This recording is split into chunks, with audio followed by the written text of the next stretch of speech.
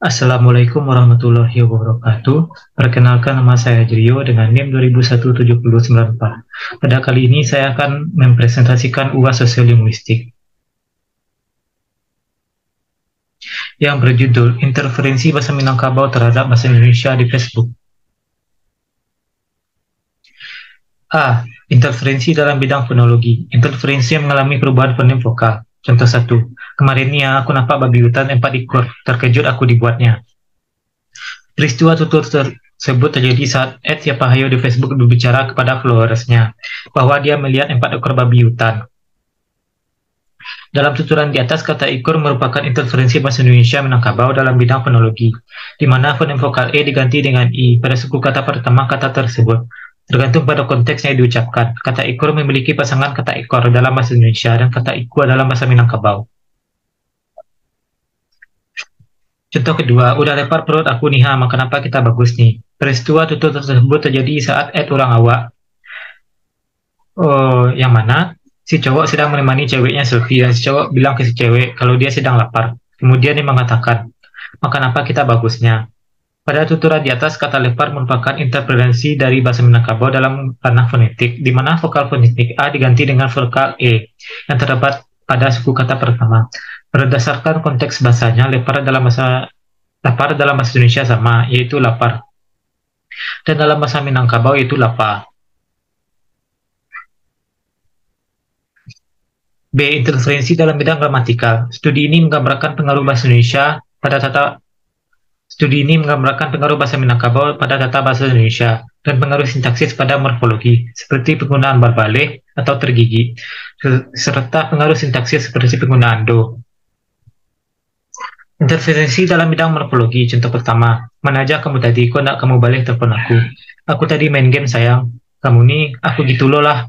Jangan lagi, maaf aku. Gak mau aku doanya udah saling berbalik, biar adil. Peristiwa tutur tersebut terjadi saat Ed bocor kematian. Tuturan tersebut terjadi ketika A mengancam B, bahwa A akan berbuat seperti yang B lakukan kepadanya. Berbalih adalah korupsi bahasa Minangkabau dalam pemakaian bahasa Indonesia, yaitu berbalih dalam bahasa Indonesia dan babalih dalam bahasa Minangkabau. Contoh kedua, kemarin nih guys, aku lagi makan tahu, kiranya di dalam tahu itu adalah tukutu. Tergigit aku ladu kutu itu nangis aku dibuatnya. Peristiwa tutur tersebut terjadi di akun bukan Mindah Bersaudara. Secara morfologi, kata tergigit adalah interferensi antara bahasa Minangkabau dan Indonesia, karena bersesuaian dengan tagigi dalam bahasa Minangkabau dan tergigit dalam bahasa Indonesia. Contoh ketiga, kalau ada emak-emak yang padahal salah tapi menganggap diri dia betul, berisi banak berisi pakat sajalah.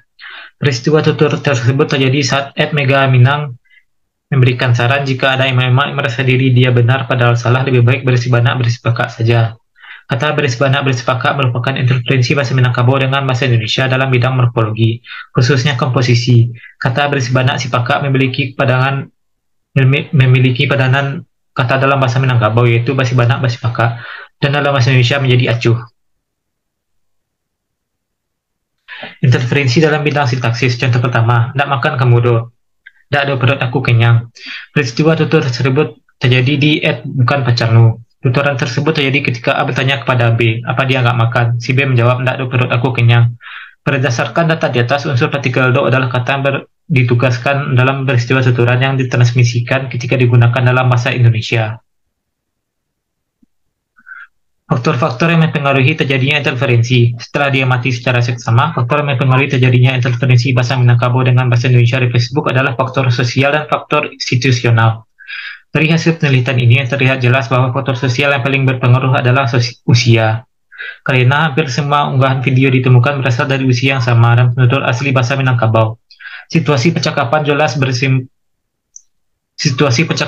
bersifat non-formal, sehingga banyak terjadi interferensi linguistik yang digunakan oleh penutur. Selain itu, faktor situasional mempengaruhi terjadinya gangguan tersebut, yaitu berbicara dalam bahasa apa, dengan siapa, kapan, di mana, dan pada subjek apa gangguan itu ditimbulkan. Sekian presentasi yang dapat saya sampaikan. Terima kasih.